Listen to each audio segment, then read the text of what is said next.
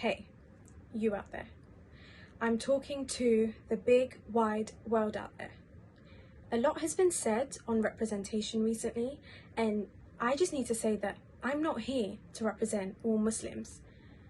The very idea that a single Muslim represents all of us is a lie perpetuated by the media. A media that can't see the difference and nuance when your skin isn't white.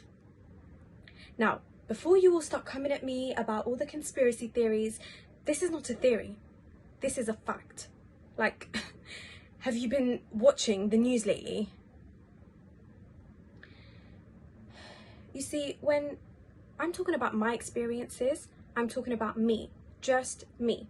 My way might be true for some Muslims, but do not come out of here thinking that you've discovered something new about all of us. Oh, and I'm also not sorry that my story does not include the typical Muslim features that we see on TV. So there is no extremism and there is certainly no men forcing hijabs onto my head. Yeah, we all saw Bodyguard. I know what you're thinking. I bet some of you loved that show.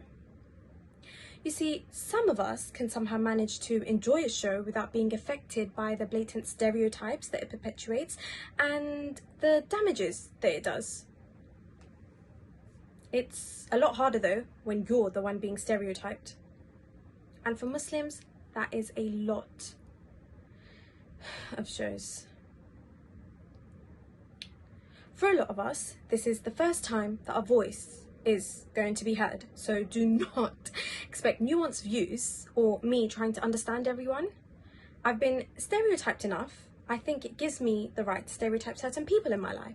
So if you've been racist to me, I'm not going to try and understand where you're coming from. I'm just going to call you a racist. Like, don't have a lot of time here. Maybe what we need to do is talk about representation in general. What is South Asian representation? Well, it's a large group of people that have a lot of different belief systems, and that is only amplified in the diaspora when we are all trying to connect with our fellow South Asians in the form of a solidarity.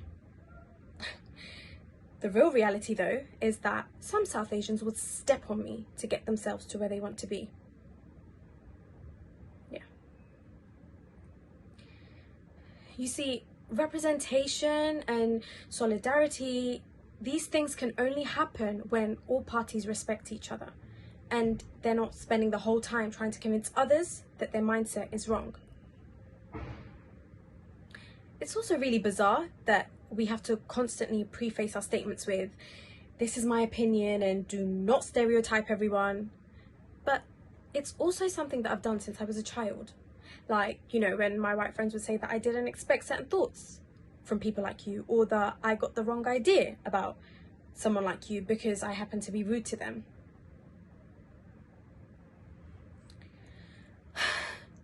Do you know what it's like to know that in certain places in the UK, I will be one of the very, very few South Asian people that they're going to see. So if I'm not super polite, they're going to think that we're all assholes.